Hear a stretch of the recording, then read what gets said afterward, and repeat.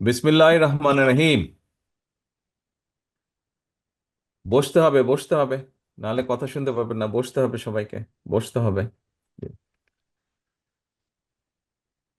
বিসমিল্লাহির রহমানির রহিম।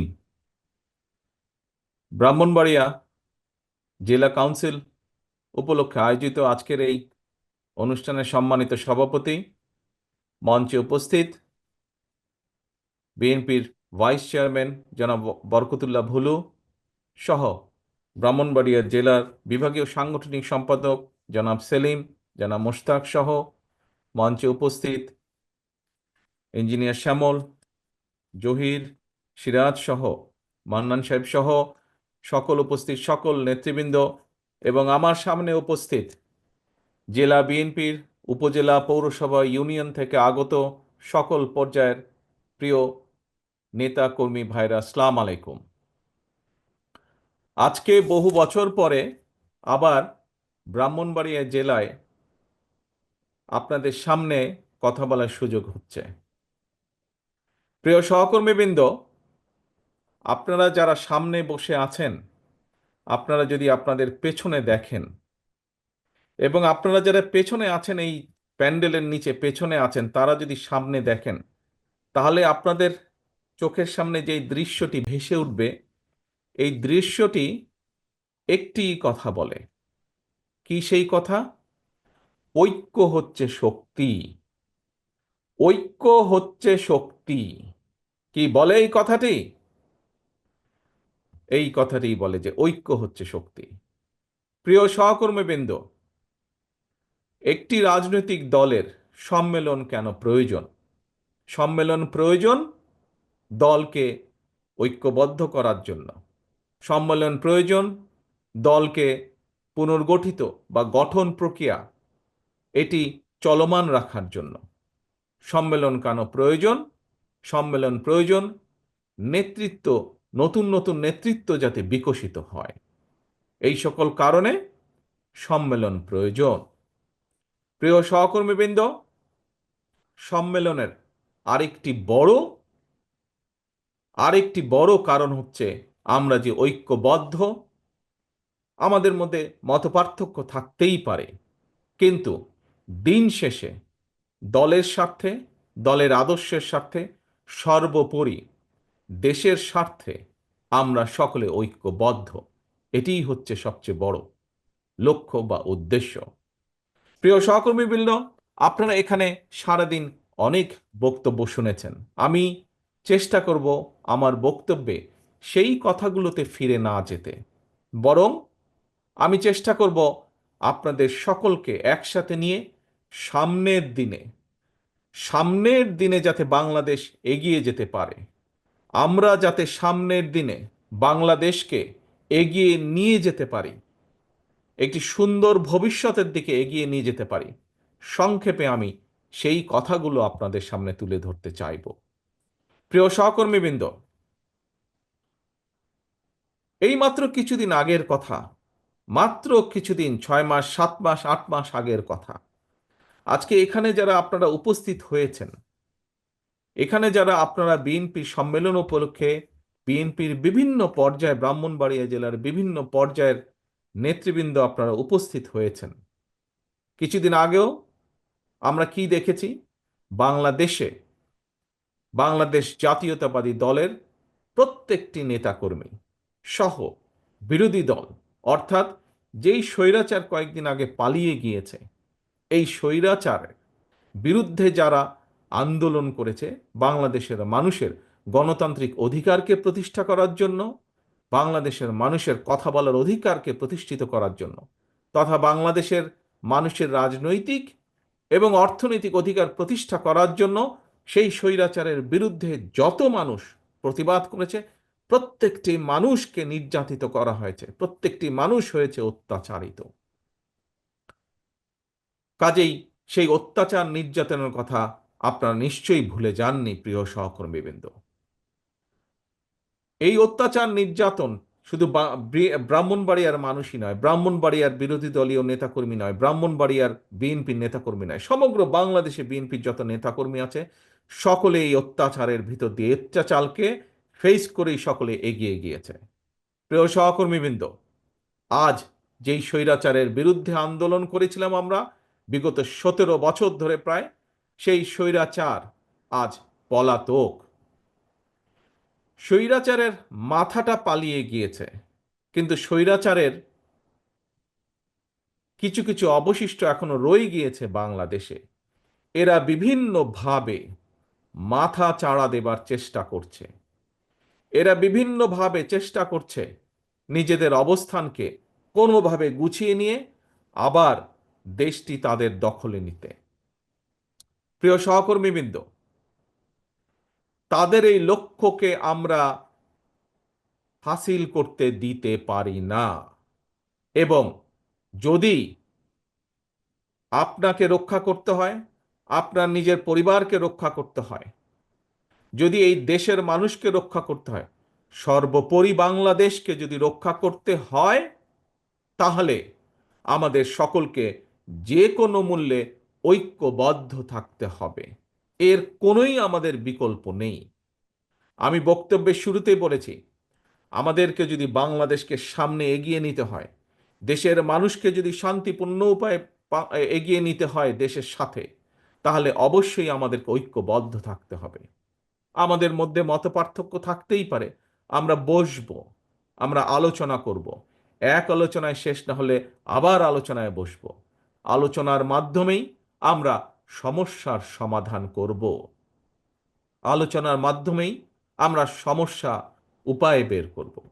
প্রিয় সহকর্মীবৃন্দ, আমাদের সামনে বহু কাজ, এখন অনেক কাজ, দেশকে পুনর্গঠনের কাজ। নিশ্চয়ই আপনারা এর মধ্যে পত্র পত্রিকা, রেডিও, টেলিভিশনে শুনেছেন, দেখেছেন কি বাংলাদেশ জাতীয়তাবাদী দলের পক্ষ থেকে আমরা দেশের সামনে আমরা 31 দফা রাষ্ট্র কাঠামো পুনর্গঠন কাঠামোর 31 দফা রূপরেখা আমরা দিয়েছি। সেটি কি? সেটির মধ্যে সংক্ষেপে যদি বলতে হয়, সেটির মধ্যে এই দেশের ভবিষ্যৎ প্রজন্ম সন্তানদের শিক্ষা ব্যবস্থাকে কিভাবে ঠিক করব তার একটি সংক্ষিপ্ত বিবরণ দেওয়া আছে। এই দেশে বেকারদের কর্মসংস্থানের জন্য আমরা কি কি করতে চাই তার কথা উল্লেখ করা আছে। এই দেশের মানুষের স্বাস্থ্য নিয়ে আমরা কি করতে চাই তার কথা উল্লেখ করা আছে। এই দেশের কৃষি ব্যবস্থা আমরা কি করতে চাই তার উল্লেখ করা আছে। এই দেশের শিল্পের ব্যবস্থা আমরা কি করতে চাই আগামী দিনে তার কথা উল্লেখ করা আছে। প্রিয় সহকর্মীবৃন্দ, অর্থাৎ সমগ্র দেশকে পুনর্গঠন করার জন্য কি কি করতে চায় বিএনপি, সমগ্র দেশের মানুষকে বিভিন্ন সমস্যা থেকে পর্যায়ক্রমিকভাবে বের করে আনার জন্য বাংলাদেশ জাতীয়তাবাদী দল, আপনাদের দল কি করতে চায় দেশের জন্য সেই কথাগুলো বলা আছে। কাজেই আমাদেরকে আজকে সেই কাজগুলো আমাদেরকে বাস্তবায়ন করতে হবে। যেই কাজগুলো বাস্তবায়ন করার মাধ্যমে আমরা দেশের শিক্ষা ব্যবস্থাকে এই দেশের উপযোগী, এই দেশের ভবিষ্যৎ প্রজন্মের উপযোগী করে করতে পারবো, সেই পদক্ষেপ আমাদেরকে গ্রহণ করতে হবে। যেই কাজ করার মাধ্যমে আমরা এই দেশের বেকারদের কর্মসংস্থান করতে পারবো, এই দেশের লক্ষ কোটি মা বোনদের, ভাইদের আমরা কর্মসংস্থানের ব্যবস্থা করতে পারবো, তার উদ্যোগ গ্রহণ করতে হবে। কি করে আমরা কৃষির উৎপাদন বাড়াবো? যে কৃষির উৎপাদন বাড়ানোর মাধ্যমে একদিকে যেমন আমরা কৃষকের হাতে তার দ্রব্যের ন্যায্য মূল্য পৌঁছে দিতে চাই, একইভাবে আমরা বাজারে যে জিনিসপত্রের দামের লাগামহীন গতি, সেই গতিকে আমরা টেনে ধরতে চাই। প্রিয় সহকর্মীবৃন্দ, এই দেশ 20 কোটি মানুষ, 20 কোটি মানুষের জন্য বহু কলকারখানা প্রয়োজন। 20 কোটি মানুষ, অন্তত 20 কোটি মানুষ, এই 20 কোটি মানুষের চাষাবাদের জন্য পানির প্রয়োজন, তার জন্য খাল খনন করতে হবে। আপনারা দেখেছেন কিভাবে এই জেলারই বিভিন্ন নদ নদী খালগুলো কিভাবে, খাল বিলগুলো কিভাবে ভরাট হয়ে গিয়েছে, কিভাবে ভরাট হয়ে যাবার কারণে বর্ষার মৌসুমে একদিকে যেমন বন্যা হয়, শুষ্ক মৌসুমে সেভাবে এলাকার মানুষ পানি পায় না। ঠিক এই অবস্থা বিরাজ করছে বাংলাদেশের পুরা বাংলাদেশের সবগুলো জায়গায়। সেই সমস্যার সমাধান করতে হবে আমাদের, খাল খনন করতে হবে আমাদেরকে, নদীগুলো খনন করতে হবে। এরকম আরো বহু কাজ আছে। বহু কাজ আছে আমাদের দেশকে পুনর্গঠন করার জন্য। আজকে যদি আমরা শুধুমাত্র নিজেদের স্বার্থ রক্ষার জন্য, নিজেদের স্বার্থ চিন্তা করার জন্য যদি আমরা শুধু তর্কে লিপ্ত থাকি আজ, তাহলে দেশ ধ্বংসের কিনারায় পৌঁছে গিয়েছে। সেই কিনারা থেকে দেশ পড়ে যাবে, সেই দেশকে আর উঠানো সম্ভব হবে না। আজকে যদি আমরা শুধুমাত্র নিজেদের স্বার্থ রক্ষার জন্য যদি তর্ক বিতর্কে লিপ্ত থাকি, সবচেয়ে বড় লাভবান কে হবে? সবচেয়ে বড় লাভবান হবে সেই পালিয়ে যাওয়া স্বৈরাচার, হবে সবচেয়ে বড় লাভবান। প্রিয় সহকর্মীবৃন্দ, থাকতেই পারে প্রতিবার যেই কথাটি আমি আপনাদের সামনে বলেছি, অন্য অন্য জায়গায় আমি বলেছি, হ্যাঁ, বিভিন্ন মতামত থাকতেই পারে বিভিন্ন বিষয়ে, সেটি রাজনীতির বিষয় হোক, আগামী দিনে সংসদ কিভাবে পরিচালিত হবে সেই বিষয় হোক, আগামী দিনে সংসদের মেয়াদ কত হবে সেই বিষয়ই হোক, যে বিষয় হোক না কেন, কোন সরকারের মেয়াদ কত হবে, সংসদের মেয়াদ কত হবে, কত একজন মানুষ কতবার প্রধানমন্ত্রী হতে পারবে, এরকম বিভিন্ন বিষয় থাকতেই পারে। কিন্তু সেই বিষয়গুলো আমরা আলোচনার মাধ্যমে সমাধান করতে সক্ষম। সেই বিষয়গুলো নিয়ে যদি মাত্রা অতিরিক্ত আলোচনা করি আমরা, তাহলে রাষ্ট্র পুনর্গঠন থেকে আমরা পিছিয়ে যাব। এবং রাষ্ট্র পুনর্গঠন থেকে যদি আমরা পিছিয়ে যাই, তাহলে এই দেশ এবং দেশের মানুষ ক্ষতিগ্রস্ত হবে। প্রিয় সহকর্মীবৃন্দ, একটি কথা, একদম সিম্পল কথা, সাধারণ কথা, কি পৃথিবীর যে কোনো গণতান্ত্রিক রাষ্ট্র যদি আমরা দেখি, তাদের মধ্যেও এরকম বিভিন্ন বিষয়ের বিতর্ক থাকে, কিন্তু দিন শেষে সেই বিতর্কর বিষয়গুলো তারা জনগণের উপরে ছেড়ে দেয় এবং জনগণের মতামতের ভিত্তিতেই সিদ্ধান্ত গ্রহণ করা হয়। অর্থাৎ বিভিন্ন মতামত বিভিন্ন ব্যক্তি বা দলের পক্ষ থেকে জনগণের সামনে উপস্থাপন করা হয় এবং জনগণের কাছে সেই দায়িত্ব দেওয়া হয়, জনগণ যেটিকে গ্রহণ করবে সেটিকেই গ্রহণ হিসেবে ধরে নেওয়া হয়। এবং সেটি করার উপায় কি? সেটি করার একমাত্র উপায় হচ্ছে নির্বাচন, জাতীয় নির্বাচন। সেটি করার একমাত্র উপায় হচ্ছে কি? বিভিন্ন জায়গায় বিভিন্ন সংগঠনে, যে সকল সংগঠনে নির্বাচনের নিয়ম আছে, সেই নির্বাচনকে অনুষ্ঠিত করা। অর্থাৎ জনগণের হাতে ভোটের মাধ্যমে সেই শক্তি ফিরিয়ে দেওয়া, জনগণের হাতে ভোটের মাধ্যমে সেই বিষয় সম্পর্কে রায় গ্রহণ করা। প্রিয় সহকর্মীবৃন্দ, এই ভোট প্রদানের মাধ্যমে যেই কাজটি হয়, সেটি একটি সেই কাজটি হলো জবাবদিহিতাকে প্রতিষ্ঠিত করা। জবাবদিহতা। আমরা এই যে বিগত 15 বছর কি দেখেছি? 15 বছর জনগণের ভোট দেওয়ার কোনো উপায় ছিল কি? জনগণের কি ভোট দেওয়ার কোনো শক্তি বা ক্ষমতা ছিল কি? কি ভাই ছিল? সেটি জাতীয় পর্যায়ে হোক অথবা সেটি যে কোনো পর্যায়ে, জনগণ কি ভোট দিতে সক্ষম ছিল বিগত 15 বছর? কি জনগণের ভোট দেওয়ার সেই ক্ষমতা ছিল না। জনগণের ভোট দেওয়ার ক্ষমতাকে অস্ত্রের বলে কেড়ে নেওয়া হয়েছিল। এবং সে কারণেই আমরা দেখেছি অস্ত্র দিয়ে জোর করে রাতের অন্ধকারে, কখনো আমরা দেখেছি ডামি নির্বাচন, কখনো আমরা দেখেছি ভোটারবিহীন নির্বাচন, কখনো আমরা দেখেছি ভোট ডাকাতির নির্বাচন গত 15 বছরে। এবং সে কারণেই আমরা কি দেখেছি? সে কারণে দেখেছি আপনাদের এলাকায় উন্নয়নের নাম করে সমগ্র বাংলাদেশে বিভিন্ন জায়গায়, খোদ রাজধানী থেকে বিভিন্ন জায়গায় উন্নয়নের নাম করে সামান্য কিছু জিনিস মানুষকে দেখিয়েছে, কিন্তু এর বিনিময়ে লক্ষ কোটি কোটি টাকা, হাজারো কোটি টাকা বিদেশে পাচার করে নিয়ে গিয়েছে তারা। আমরা দেখেছি কি হয়েছে, আপনারা তার সাক্ষী, সমগ্র বাংলাদেশের মানুষ তার সাক্ষী, পত্র পত্রিকায় সেগুলো বের হয়ে আসছে। কোন রকম জবাবদিহিতা ছিল না বলেই বাংলাদেশের প্রত্যেকটি প্রতিষ্ঠানকে ধ্বংস করে দেওয়া হয়েছে। কোনো যোগ্য লোককে প্রতিষ্ঠানগুলো চালানোর সুযোগ, পরিচালনা করার সুযোগ দেওয়া হয়নি। শুধুমাত্র যারা তাদের দলীয় লোক ছিল, তাদেরকে দিয়ে বিচার ব্যবস্থা বলুন, বাংলাদেশের যে কোনো রাষ্ট্রের যে কোনো সংগঠন বলুন, যে কোনো প্রতিষ্ঠান বলুন, সেগুলো থেকে যোগ্য লোককে সরিয়ে দেওয়া হয়েছিল। এবং সে কারণেই বাংলাদেশের প্রত্যেকটি প্রতিষ্ঠান, রাষ্ট্রের প্রত্যেকটি প্রতিষ্ঠান ধ্বংস হয়ে গিয়েছে।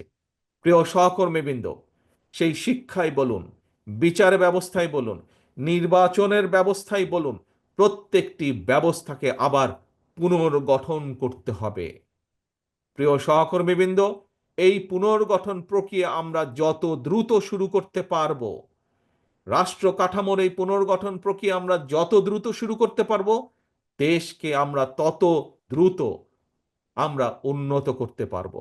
এই পুনর্গঠন প্রক্রিয়া আমরা যত দ্রুত শুরু করতে পারবো, বাংলাদেশের মানুষের সমস্যার পরিমাণ ধীরে ধীরে আমরা তত দ্রুত কমিয়ে আনতে সক্ষম হব।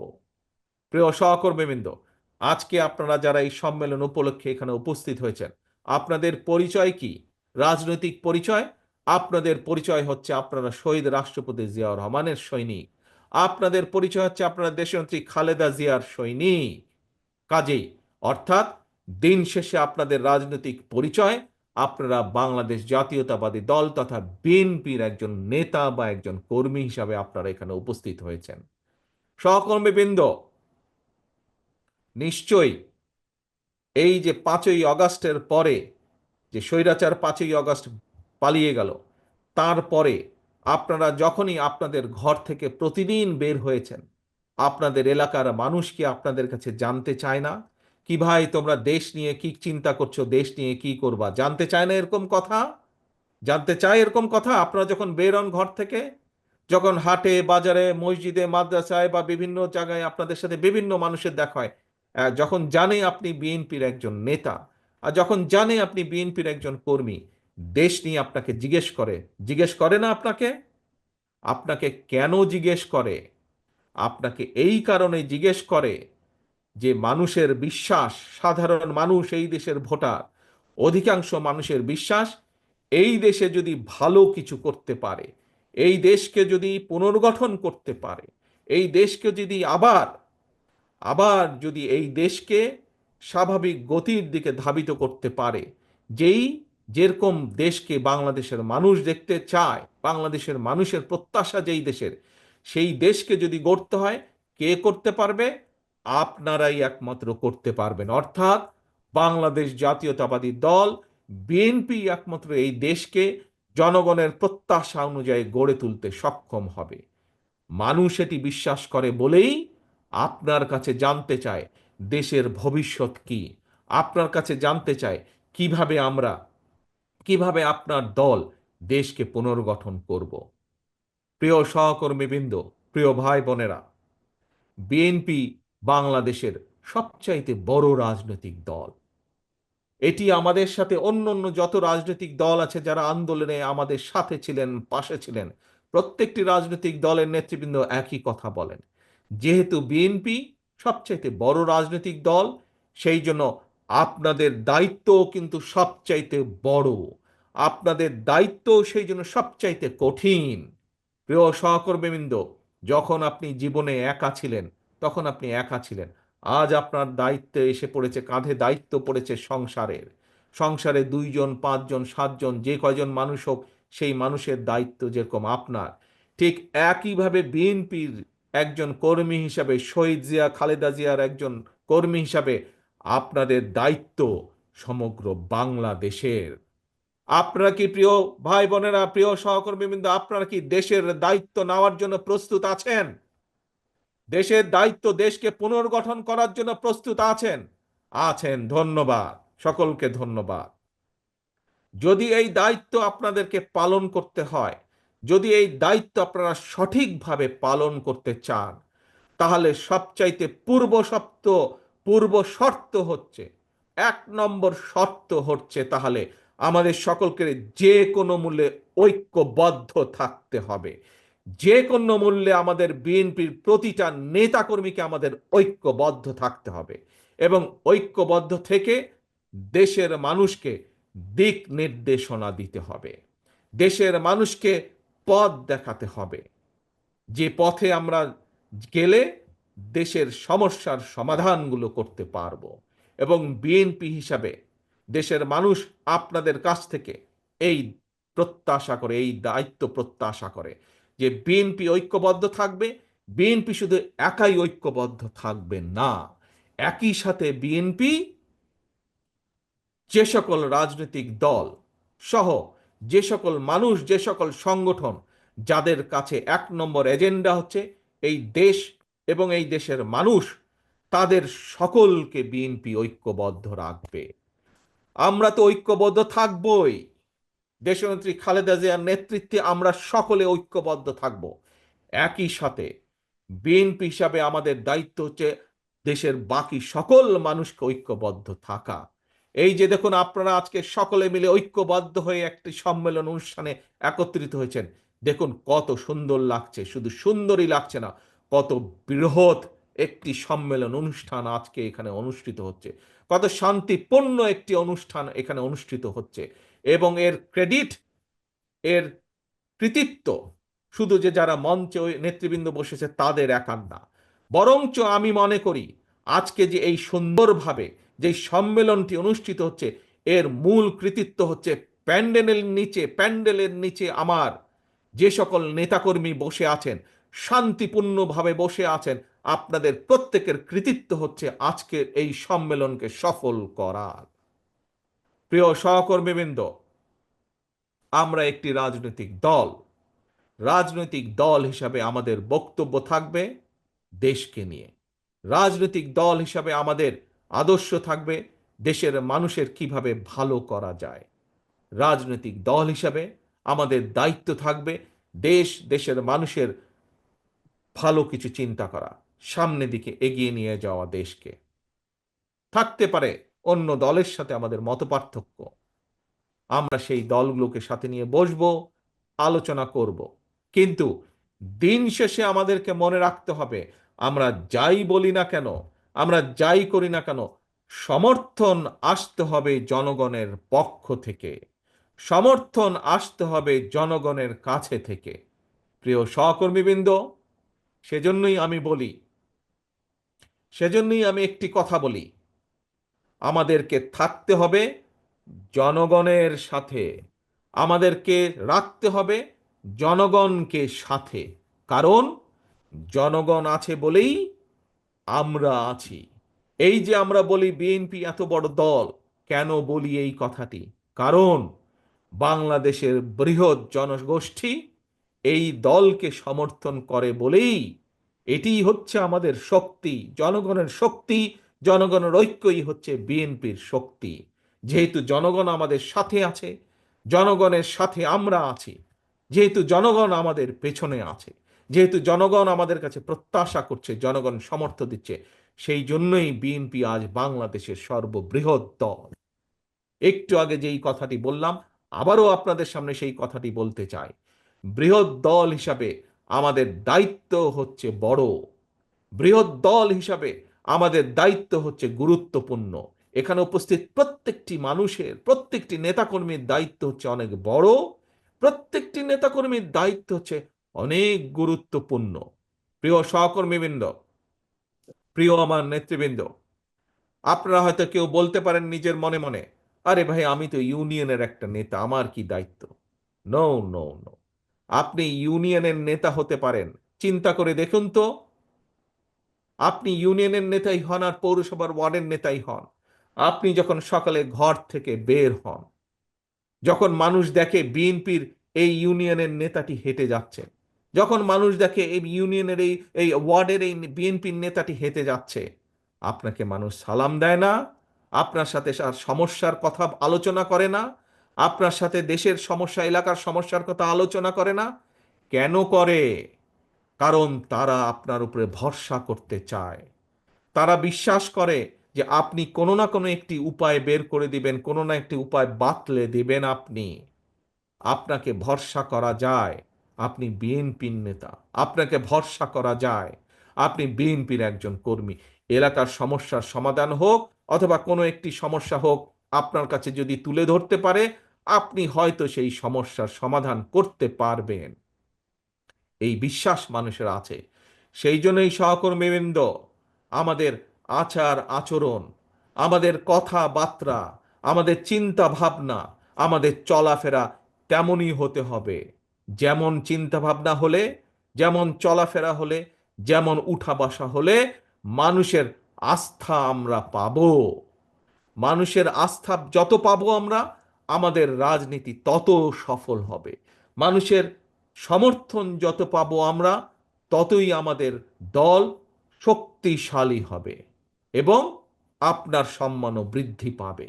কাজেই আপনার নিজের সম্মান যদি বৃদ্ধি করতে হয়, দলের সম্মান যদি বৃদ্ধি করতে হয়, অবশ্যই আমাদের কথাবার্তা, আমাদের প্রত্যেকটা মানুষের, বিএনপির প্রত্যেকটা মানুষের, বিএনপি, যুবদল, ছাত্রদল, স্বেচ্ছাসেবক, কৃষক দল, শ্রমিক দল, আইনজীবী ফোরাম, যেই হোক না কেন, অর্থাৎ যার পরিচয় বিএনপি, এরকম প্রত্যেকটি মানুষকে, প্রত্যেকটি মানুষের উঠা বসা চলাফেরা কথাবার্তা সেই রকম হতে হবে, যেরকম হলে একজন সাধারণ মানুষের তার প্রতি শ্রদ্ধা সম্মান বৃদ্ধি পাবে। পরিশেষে কথা একটি, প্রিয় সহকর্মীবৃন্দ, আমাদের সকলকে ঐক্যবদ্ধ থাকতে হবে। বিএনপির প্রত্যেকটি নেতাকর্মীকে ঐক্যবদ্ধ থাকতে হবে এবং বিএনপির সর্বোপরি দায়িত্ব হচ্ছে আমরা গণতন্ত্রের পক্ষের প্রতিটি মানুষ বাংলাদেশের, আমরা গণতন্ত্রের পক্ষের প্রতিটি সংগঠন, প্রতিটি দলকে আমরা ঐক্যবদ্ধ রাখার চেষ্টা করব এবং আমরা যত বেশি ঐক্যবদ্ধ থাকব তত আমরা দেশকে সামনের দিকে এগিয়ে নিয়ে যেতে পারবো। আপনাদের মনে রাখতে হবে, একটি কথা আমাদের পরিষ্কার মনে রাখতে হবে, বিএনপি 1975 সালের পরে যখন দেশ ভেঙে পড়েছিল, এখানে বহু মুরব্বী উপস্থিত আছেন, তাদের মনে আছে 75 সালের পরে দেশ যেরকম ভেঙে পড়েছিল, দুর্ভিক্ষে ছেয়ে গিয়েছিল, দুর্ভিক্ষে লক্ষ লক্ষ মানুষ মারা গিয়েছিল। শহীদ রাষ্ট্রপতি জিয়াউর রহমানকে যখন দেশের মানুষ দায়িত্ব দিলেন, আমরা দেখেছি শহীদ রাষ্ট্রপতি জিয়াউর রহমান কিভাবে দেশে খাদ্য উৎপাদন বৃদ্ধি করলেন, কিভাবে এই দেশের কলকারখানা প্রতিষ্ঠিত করলেন। একইভাবে 90-এ স্বৈরাচার যখন দেশকে ধ্বংস করে দিয়েছিল, আমরা দেখেছি পরবর্তীকালে 91 সালে যখন দেশনেত্রী খালেদা জিয়ার নেতৃত্বে দেশের মানুষ বিএনপিকে দায়িত্ব দিয়েছে, সেই সময় কিভাবে দেশনেত্রী খালেদা জিয়া আবার দেশকে পুনর্গঠন করেছিলেন। প্রিয় সহকর্মীবৃন্দ, এখন আপনাদের পাল্লা। দেশ, দেশের মানুষ তাকিয়ে আছে আপনাদের দিকে। আপনারা কিভাবে দেশকে পুনর্গঠন করবেন, কিভাবে দেশকে সামনে এগিয়ে নিয়ে যাবেন। ষড়যন্ত্রকারীরা কিন্তু বসে নেই। বিভিন্ন দাবি দাওয়ার উছিলায়, বিভিন্নভাবে, বিভিন্ন রকম ষড়যন্ত্রের মাধ্যমে তারা তাদের ষড়যন্ত্র অব্যাহত রেখেছে। এই ব্রাহ্মণবাড়িয়া সহ সারা বাংলাদেশে আমাদের লক্ষ লক্ষ নেতাকর্মী গত 15 বছর অত্যাচারিত হয়েছে, নির্যাতিত হয়েছেন। আমাদের শত হাজারো নেতাকর্মী গুম হয়েছে, খুন হয়েছে, কিন্তু বিএনপি থেমে থাকে নাই। বিএনপি জনগণকে সাথে নিয়ে, মানুষকে সাথে নিয়ে আন্দোলনকে এগিয়ে নিয়ে গেছে। আলহামদুলিল্লাহ, বাংলাদেশের জনগণ ঐক্যবদ্ধভাবে, একত্রিতভাবে গণ অভ্যুত্থানের মাধ্যমে 5ই আগস্ট স্বৈরাচারকে বিদায় করেছে। এখন কাজ একটি, লক্ষ্য একটি, কথা একটি, দেশ পুনর্গঠন করতে হবে, দেশকে গড়ে তুলতে হবে, দেশকে সামনে এগিয়ে নিয়ে যেতে হবে। তার জন্য আমাদেরকে ঐক্যবদ্ধ থাকতে হবে। আসুন আজকের এই সম্মেলনে আমরা প্রতিজ্ঞা গ্রহণ করি, যে কোনো মূল্যে আমরা বিএনপির প্রতিটি নেতা কর্মী আমরা ঐক্যবদ্ধ থাকব। কোনো সমস্যা হবে, কোনো বিষয় থাকবে, আমরা আলোচনা করব, টেবিলে বসবো, আলোচনা করব, টেবিলে বসে আলোচনা করে আমরা সমস্যার সমাধান করব, কিন্তু আমরা ঐক্যবদ্ধ থাকব। আজকের সম্মেলনে এটি হোক আমাদের প্রথম প্রতিজ্ঞা। কি আমরা এই প্রতিজ্ঞা নিতে পারি? আমরা যে কোনো মূল্যে আমরা ঐক্যবদ্ধ থাকব। আসুন এটিই হোক আমাদের আজকের প্রতিজ্ঞা, এটিই হোক আমাদের আজকের শপথ। এবং আমাদের দ্বিতীয় শপথ হচ্ছে, যে কোনো মূল্যে ঐক্যবদ্ধভাবে বাংলাদেশের জনগণকে সামনে নিয়ে আমরা দেশকে পুনর্গঠন করব। আবার কি ভাই, দেশকে আমরা পুনর্গঠন করব? কি দেশকে আবার পুনর্গঠন করব? ইনশাল্লাহ, এই হোক আমাদের প্রতিজ্ঞা। প্রিয় সহকর্মীবৃন্দ, আজকে এই যে সম্মেলন অনুষ্ঠান, এই সম্মেলন অনুষ্ঠানের প্রথম পর্ব আমরা আজ এখানে সমাপ্ত করতে চাই। আমি আমার ব্রাহ্মণবাড়িয়ার জেলার যে সকল নেতৃবৃন্দ আছেন, সকল নেতৃবৃন্দর সাথে আলাপ আলোচনা করে ইনশাল্লাহ অতি শীঘ্র আমরা সম্মেলনের দ্বিতীয় পর্বের তারিখ আমরা ঘোষণা করব এবং দ্বিতীয় পর্বের তারিখ ঘোষণার মাধ্যমে আমরা সম্মেলন অনুষ্ঠানের দ্বিতীয় পর্ব আমরা অনুষ্ঠিত করব ইনশাল্লাহ। কিন্তু আজ যেই শপথ আপনারা আস্তে আস্তে আস্তে, তালি বাজালে বুঝবেন না তো, তালি বাজালে বুঝবেন না, বসুন একটু বসুন, 1 মিনিটে ছেড়ে দেবো আপনাদেরকে আমি সকলকে। বসুন, প্রথমে বসুন সকলে, প্রথমে সকলে বসুন, বসুন বসুন বসুন বসুন, বসতে হবে বসতে হবে বসতে হবে, একটু বসুন সকলে। আমরা কি প্রতিজ্ঞা গ্রহণ করেছি? প্রথম 1 নম্বর প্রতিজ্ঞা, ঐক্যবদ্ধ থাকতে হবে। কি সকলে ঐক্যবদ্ধ আছি? আমরা আমরা সকলে ঐক্যবদ্ধ আছি ইনশাআল্লাহ, আমরা সকলে ঐক্যবদ্ধ আছি। মনে রাখতে হবে, ঐক্য ঐক্য ঐক্য, ঐক্য ছাড়া কোনো কাজ আমরা সফল হতে পারবো না। এবং আরেকটি গুরুত্বপূর্ণ বিষয়, সেটি হচ্ছে যে কোনো মূল্যে আমাদেরকে জনগণের পাশে থাকতে হবে, জনগণকে সাথে রাখতে হবে। আসুন, প্রথম পর্ব যেরকম আমরা আজ সুন্দরভাবে সফলভাবে আল্লাহর রহমতে শেষ করেছি, আমরা যাতে একইভাবে সুন্দরভাবে সফলভাবে দ্বিতীয় সম্মেলনের দ্বিতীয় অংশ যাতে আমরা আগামী কয়েকদিনের মধ্যে সুন্দরভাবে সম্পন্ন করতে পারি, এই দোয়া চেয়ে এবং আমরা সকলে ঐক্যবদ্ধ থাকব এই শপথ গ্রহণের মাধ্যমে, সেই প্রত্যাশা রেখে আমি আমার বক্তব্য শেষ করছি। আল্লাহ হাফেজ। বাংলাদেশ জিন্দাবাদ, বাংলাদেশ জাতীয়তাবাদী দল জিন্দাবাদ।